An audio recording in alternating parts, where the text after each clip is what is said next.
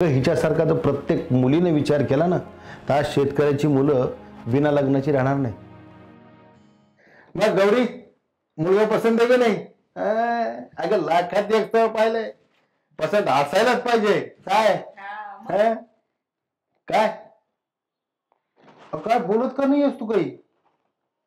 बाबा मला नाही आवडलं मग। हा अरे अवघड झालं का? आवडलं नाही काय कमी काय त्या मुलामध्ये? अगं पुण्यासारख्या ठिकाणी घर आहे, बंगला एवढा मोठा, आणि काय माहिती का पूजा, तो IT कंपनीत मॅनेजर आहे। मॅनेजर 25 लाखाचं पॅकेज आहे। काय अगं घरी तुला फिरायला गाडी आहे।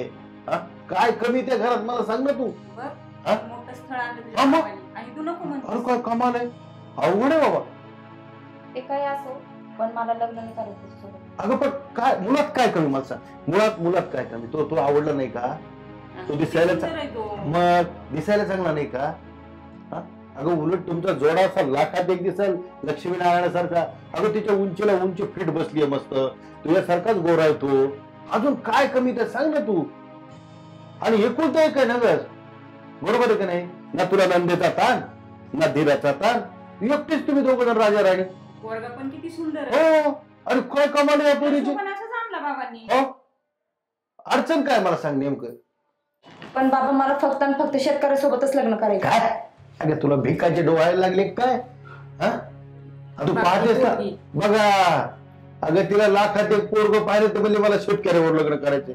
बघा तुला माहिती ना आपली गावाकडे जमीन होती, आपण विकून टाकली म्हणून काय येत होतं आपलं?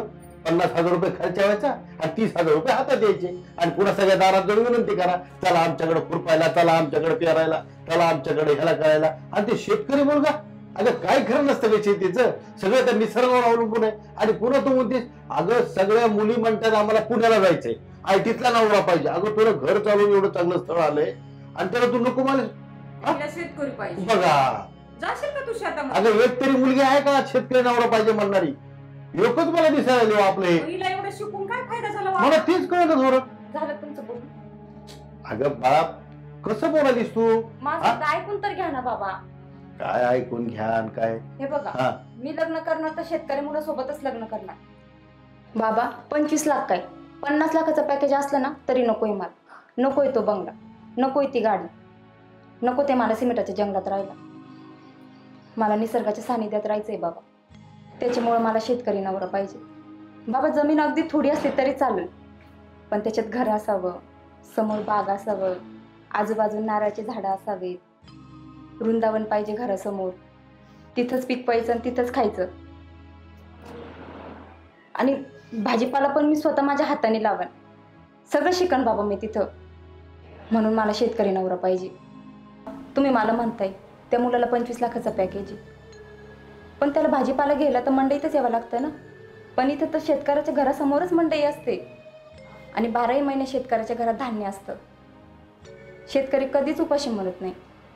अहो बाबा तुम्ही म्हणता त्या मुलाला 25 लाखाचं पॅकेज आहे, पण तो दुसऱ्याच्या इथं नोकरदार म्हणूनच काम करतोय, आणि शेतकरी हा जगाचा पोशिंदा, स्वतःचाच मालक। म्हणून मला शेतकरी नवरा पाहिजे, आणि मी त्याची राणी म्हणून राहील। मला नकोय नोकरदाराची नोकराणी म्हणून राहिला। बाबा मला त्या 10 बाय 10च्या घरामध्ये कोंडून नाही राहायचंय। मला निसर्गात मन मोकळं फिरायचंय, मला शेतात फिरायचंय। तिथं फिरताना माझ्या हाताला पायाला माती लागलं पाहिजे, ना की ते सिमेंट लागलं पाहिजे। म्हणून मला शेतकऱ्याची बायको व्हायचंय बाबा, त्यामुळे मला प्लीज शेतकरी नवरा बघा। बघाय पोरगी अगं का नकोय? मुलगा छान आहे दिसायला, आणि किती श्रीमंत स्थळ आणलं तुझ्या बाबांनी तुझ्यासाठी, आणि तू का नको म्हणती? कशासाठी? बरोबर आहे तिचं, काही बोलू नकोस। अगं हिच्यासारखा तर प्रत्येक मुलीने विचार केला ना तर आज शेतकऱ्याची मुलं बिना लग्नाची राहणार नाही, एवढं गोष्ट लक्षात ठेव। आणि तो जगाचा पोशिंदा आहे। अगं कुणीतरी म्हटलेलंच आहे ना, लाख मरावेत पण लाखाचा पोशिंदा हा जिवंत राहावा, आणि शेतकरी आहेत म्हणून तर आपण आहेत, ही गोष्ट कायम लक्षात ठेव। त्यामुळे तिचं बरोबर आहे। अगं जे मला कधी काही वाटत होतं का, आज ते तिला वाटतं। शेवटी रक्त माझंच आहे का ते, काय बेटा? आणि मला तुझा आज खूप अभिमान वाटतो माहितीये। कधी काळी माझं असं स्वप्न होतं की माझंही 10 एकर शेत असं होतं, पण ते मी माझ्या दुर्भाग्याने विकलं, आणि त्या शेतासमोर असं माझं घर असावं, त्यात डोलणारी नारळाची झाडं असावीत, बहरणारा आंब्याचं एक रोप असावं, आणि ते वाढवून त्याच्या खाली मस्त अगदी आम्ही दोघांनी बसून न्याहारी करावी, हे माझं स्वप्न आज तू पूर्ण करतेस. आणि बेटा एक सांगू का, तुझ्या रूपानं मला एक आज कन्या नाही तर देवीच दिसते बघ. कारण आज त्या शेतकऱ्याकडे कुणीच लक्ष देईना ग. पण तुझ्यासारखी जर मुलगी प्रत्येक घरात असेल ना, तो जगाचा पोशिंदा आज जगाचा बाप बनेल. नव्हे तो बापच आहे, पण त्या बापाची किंमत आज कुणी करायला तयार नाहीये. पण ज्यावेळेस तुझ्यासारख्या मुली त्याची किंमत करायला तयार होतील ना, तर तो अख्ख्या जगाचा बाप होईल. यात काय दुसरा आनंद आहे. आणि हे बघ तुझ्यासाठी असं फक्कड स्थळ पाहतो की नाही, आजच सगळ्या पाहुण्यावरांना सांगतो की मला पाहिजे शेतकरी जावई. कस काय